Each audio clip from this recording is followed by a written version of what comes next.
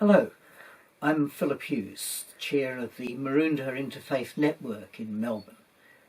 The network acknowledges that people in Maroondah, as in many parts of Australia, come from many ethnic and religious backgrounds. Our role is to build community by recognising our common human aims and goals while seeking to understand our differences. This series of seminars is about the common human goal of happiness and explores how people of different backgrounds conceive that goal and seek to find it. In each seminar, we've asked people from several faith backgrounds to speak about their understanding. We've also asked practitioners, psychologists and community development workers to help us too. To set the scene, I begin each seminar by drawing on my own research. I've been involved in doing interviews with hundreds of secondary students and have surveyed more than 10,000 students across Australia. I've found a high degree of agreement on the nature of both individual and social happiness and how it is achieved and how the challenges are met. The first seminar in the series, In Pursuit of Happiness, was about individual happiness. This second seminar focuses on what makes society happy. We've interviewed and surveyed thousands of young people, and they consistently talk about individual happiness in terms of fun, family and friends. However, they are well aware that the society can make a difference. More than anything, they want society to be peaceful. War is the ultimate destroyer of happiness. They want society to be cooperative, a place where people help each other and cooperate with each other. They want a society which is socially just, a society which gives everyone a fair go, whatever their background, and a society which is safe and secure, where people have the freedom to pursue their interests. And finally, they want a society that is sustainable, that is not going to be destroyed in the future by a collapse in the environment. There are many opinions about how best to achieve such a society. Some people look to strong governments, to having good laws and regulations, government programs and initiatives. At the other end of the spectrum, people look for a government that does not get in the way, but gives people the freedom to pursue their visions. Speaking in this seminar, 3 religious leaders and a community development officer will each speak from their own perspective about achieving a happy society. I want to begin with this. This is an interfaith centre, so I'm going to be as eclectic and ecumenical as possible. This is a quote by Bhagavan Sri Ramana Maharishi, a Hindu saint, Advaita Vedanta tradition. Is that right? He starts off like this: your own self-realization is the greatest service you can render the world. So if we want to make society happy, do we begin with ourselves? Perhaps that might be the first point of reference. So perhaps bringing that mind back home in an introspective manner could be the starting point of a journey towards a happy society. Now, I come from the Buddhist tradition, the Chan lineage, which is Zen Buddhism. And one of the philosophical viewpoints of the Chan tradition is the teachings on Huayan Buddhism, or the Advaita Sutra tradition. And there's this notion that, I'm just trying to remember how to say it in Chinese, it's Do Ji Shi Yi Ji Shi Do. The manifold is part of the unit, and the unit is part of the manifold. Everything is intricately connected in some way or another. So perhaps our own happiness could be a reflection of the world around us. Every little thing we do has a ripple effect. And this is one of the Buddha's words from the Dhammapada. He mentions this: all that we are is the result of what we have thought. It is founded on thoughts. It is made up of our thoughts. If one speaks or acts with an evil thought, pain follows one, as the wheel follows the root of the ox that draws the wagon. And likewise, all that we are is the result of what we have thought. It is founded on our thoughts. It is made up of thoughts.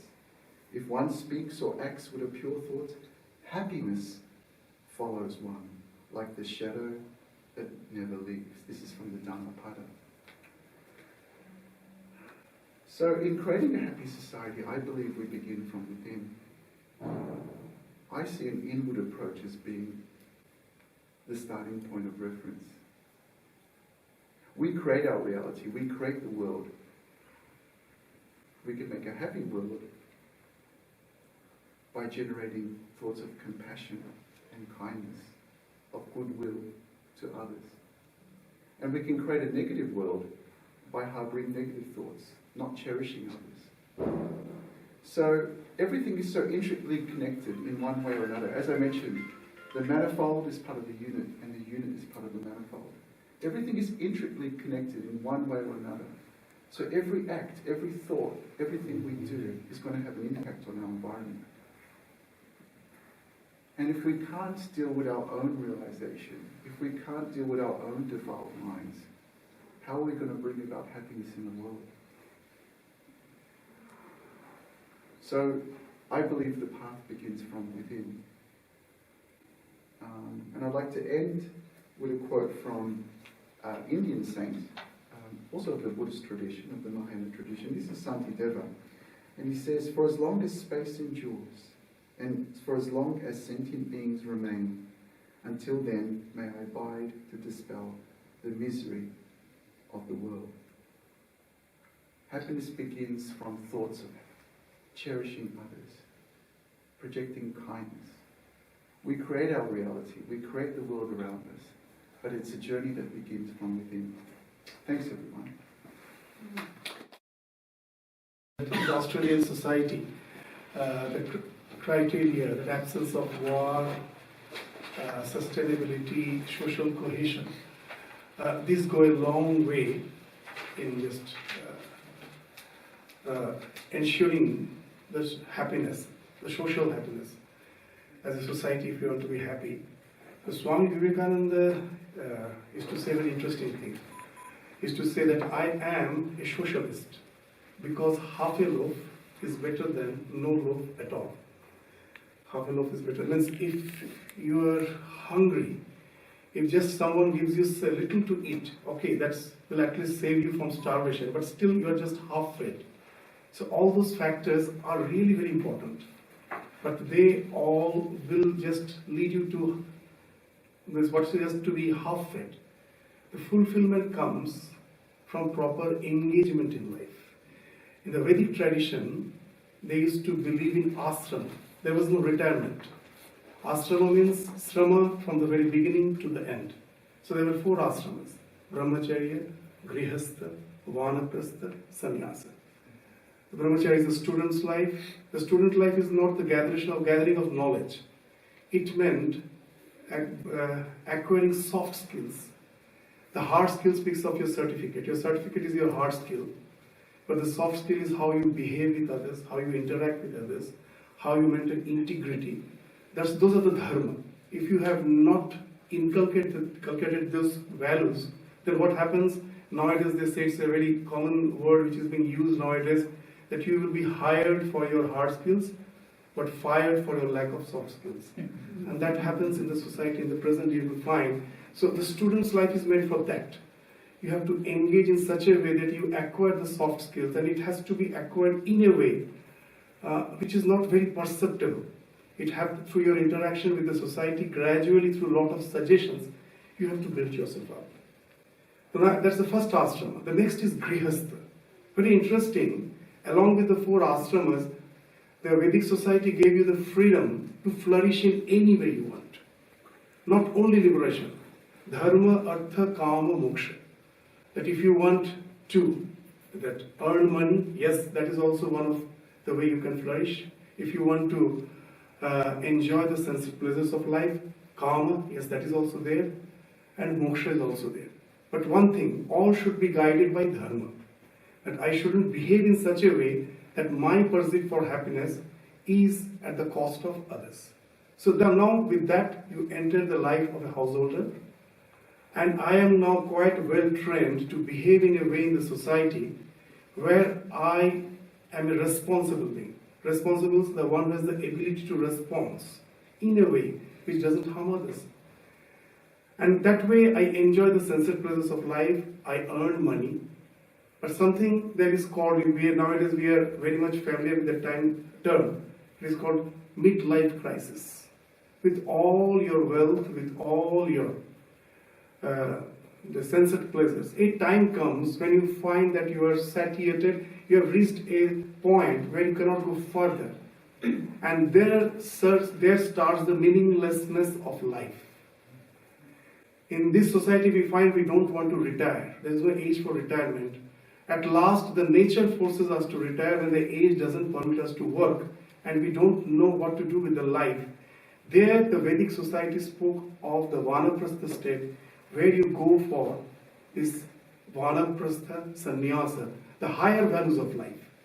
That we search for the purpose, the meaning of life. Unless we have developed that faculty from our school days, it is almost impossible to switch on to that. It's not we are retiring. Our engagement becomes different. Unless we do that, what happens? If you search the net, you will find the highest suicide rate in Australia is not among the students. Generally, it is believed that among the students, because of the uncertainty of the life, the suicide rate is high. No, it is the highest suicide rate is among the 85 plus population, age population. With the modern science, with all your medicines, with all your advancement of the medical science, your the lifespan has increased, but you don't know what to do with that life. So from the day one of my life, the society should be such that it should give me a plan, it should give me a structure where the entire span, the 100 years, can be lived fruitfully. I should not become like a race horse that once I lose my capacity, I have to be just totally annihilated. The horse for the race, once it loses its capacity, know that it has no value. So is our old age also something like that? So there comes the thing that the society, as a society, the structure should be such that where we should have the faculty, the framework, where we can evolve from our just mere physical amenities to that thought level, so that we can even flourish there. So that's the very important thing, that engagement and our freedom to flourish throughout our entire life. I'm a community development officer and I've worked at Maroondah Council for 19 years. And I've worked really with vulnerable people most of that time. So this would include people who have experienced disadvantage or homelessness, older people, newly arrived refugees, settling, and other groups as well. I was going to give you an initial background on community development and the values and the frameworks and how it works within a community, but I decided in the end not to do that because one of the things that has had a big impact on me actually were the words from the late Jim Steins. And it was quite simple, it was quite basic, but I heard him speak at a primary school to new parents of little preppies. And he asked the parents the question, what did they believe that their children needed to ensure that their school days would be happy days? And most of the responses were that children needed to know that they were loved. Everybody thought, well, that's pretty obvious. But his response was unexpected because he said that when the 6-year-old is in the playground, the knowledge that his parents loved him was not at that particular moment the most important thing on his mind. The most important thing for that child at that particular moment was the feeling that he fitted in, that he belonged, that he was part of this new school group. And it was that feeling of connectedness and belonging. And I believe very strongly personally that belonging and participating in a community or a group, could be a small group of 3 or a large group of 300, is imperative to a person's capacity to experience happiness. I see social isolation as one of the largest barriers in our current community, society, to people experiencing happiness, because it's the interactions that we have with other people that affect the way that we feel and experience life.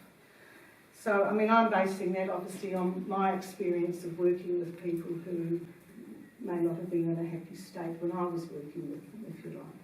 So I just thought I'd give you a couple of examples of the importance of that social engagement, that social connectedness. Because I do believe you're not going to have a happy society if you don't actually address the barriers that are preventing it from happening. And I see social isolation for all the communication and all the other things that are going on at the moment. Social isolation is still a very big issue in community. So I was involved in establishing a men's shed. This is quite a few years back. And they ranged in age from 80 to 95 years. So we had people with a certain amount of physical ailments and a few challenges along the way. And quite a few of these men also had suffered quite severe depression.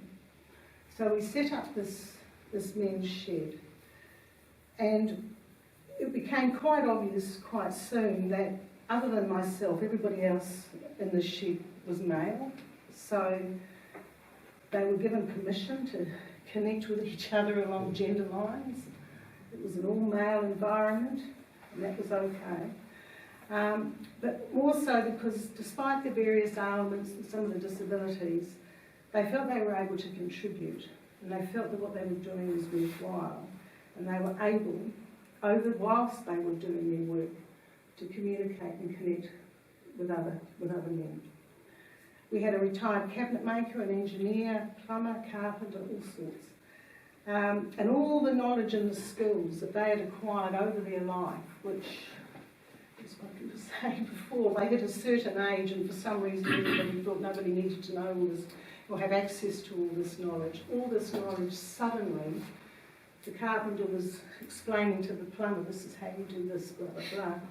And it was fantastic. All the skills, all the knowledge came back out again. And it was just after the Black Saturday fires, these 10 chaps in this shed, they made 50 wildlife nesting animal bird boxes for Wildlife Victoria.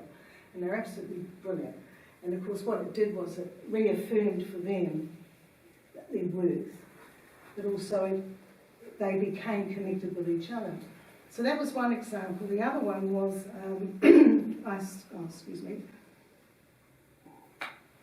I worked in a social housing block in Maroondah where probably 40% of the residents in this high rise had a diagnosed mental health issue. So we were working with some quite troubled souls.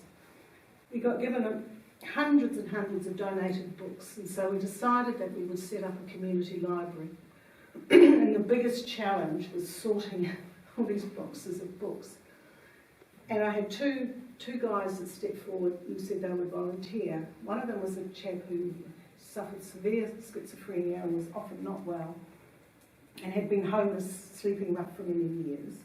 And the other person was a younger man who had recently come out of prison, and he was illiterate. And they said, we'll help you set your library up. And they were just amazing, because the chap who had been homeless for so many years had an amazing knowledge of authors and genres of books.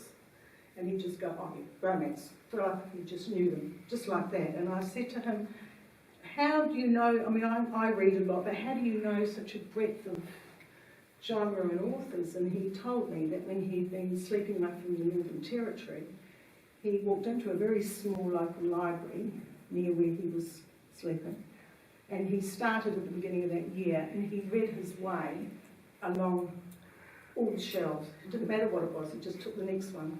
And of course, over that period of that year, his knowledge and his of what he was reading was amazing. And the chap who'd recently come out of prison, and who, as I say, unfortunately was illiterate, he was the labourer. So we had one putting all the books on the floor, and the other chap was putting them up on the shelves, and he was also doing repairs. And what it meant was that the sort of the judgment and the sort of what's the word, I had it here, the judgment that these people had, sort of the stigma, if you like, that the other residents within this high rise had basically projected onto these two guys, it just went, because suddenly they were connected. They'd made that connection with this group, they had this community, and people saw their value and their worth. So again, it was taking the socially isolated and connecting them to others in a way that was meaningful. So I'm probably just that out of time, haven't I? So I see it basically, how do we see happiness within our society? I see it when people are socially connected through experiences, interests, circumstance, values or beliefs. And it's when people feel they belong, they fit into something. For me, that's when you start to see people having that social connectedness, and then it leads into examples of happiness. Thank you. Happiness is very subjective and momentary. By saying that, I'd like to invite you to 55 years ago to my village in 1978. 75, everything was taken over by the communists, and as enemies, we were stripped of everything. So the whole village was living in shacks. I was a boy, 9 years old. And I felt, now I reflected, and I felt it was a very happy time. Beautiful village. Basically, we had nothing, no food. I remember, I'm one of the 12 children Mom had to take care of. And one morning, Mom got an egg from a chicken. She was so happy because from one egg, she made a meal for 12 children. Imagine. And we were so happy. Every family was my family. I could go to any family to sleep or to look into the pans or to find any food to eat. Everyone was happy. 2 months ago, I went back to Vietnam. Now it's developed. The whole village has been developed so well. They build houses, some high-rise, the fences around the house, and everyone was complaining. Life is so difficult. I wonder what made us happy. Relationship. But now I'd like to run through a few principles put out by our church, Catholic Church. Catholic Church developed quite a strong teaching on social justice, and they put out principles. So the first principle to make a society blessed or happy is respect for human life. Everyone, including the fetus in the womb, should be respected. And not only everyone, but all creation should be respected. And the second principle is respect for human dignity. We need dignity. We need identity.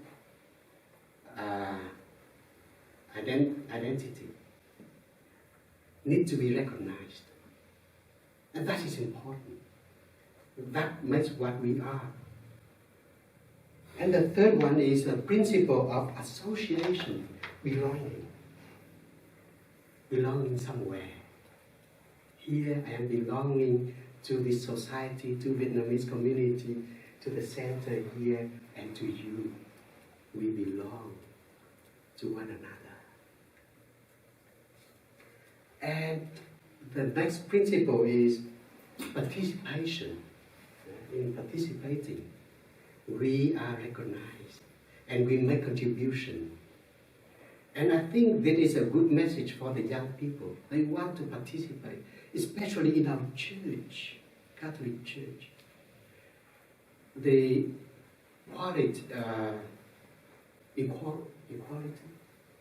equality between genders is not very clear. Women, they are still fighting to be ordained. And participation, they could participate in certain areas of life, but not all. And young people, the same. Their voice could not be heard. So participation is very, very important principle. And for the Catholic Church, I think this has been developed quite well. The preferential option for the poor and vulnerable. To have a happy society, we need to take care of all. And principle of solidarity, standing for others. And the seventh one is this principle of stewardship. We used to believe that this world is created for us, so we exploit it. We abuse it. And now the consequences, bushfire, tsunami, and so many things happening. We cannot have a happy life. So we are stewards, carers for the creation. Creation is a gift given to be shared. And principle of subsidiarity. Is it subsidiarity? I don't know how to say this word. My English is not that good. Subsidiarity. Yeah, subsidiarity. Yeah, because sometimes the power,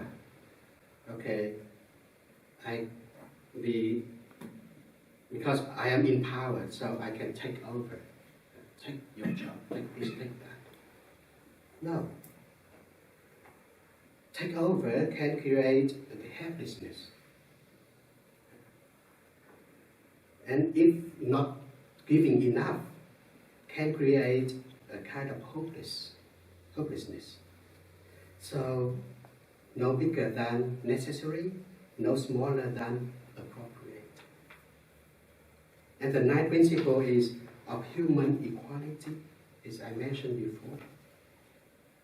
Everyone is equally loved by what we call God or whatever. And the 10th one is the 10th principle is the common good.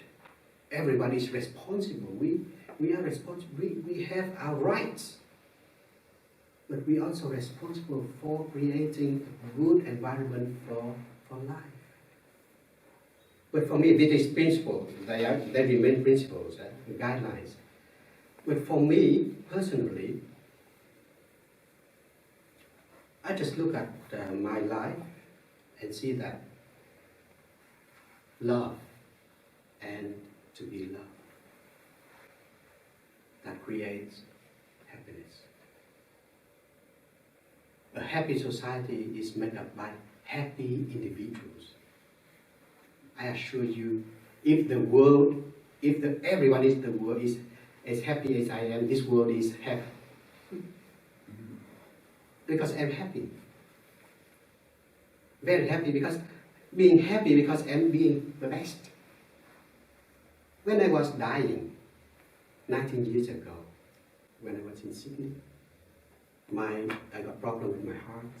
Then my liver stopped working, my kidneys malfunctioned. And the doctor said, we are sorry, we couldn't do anything, you are too young. We couldn't do anything.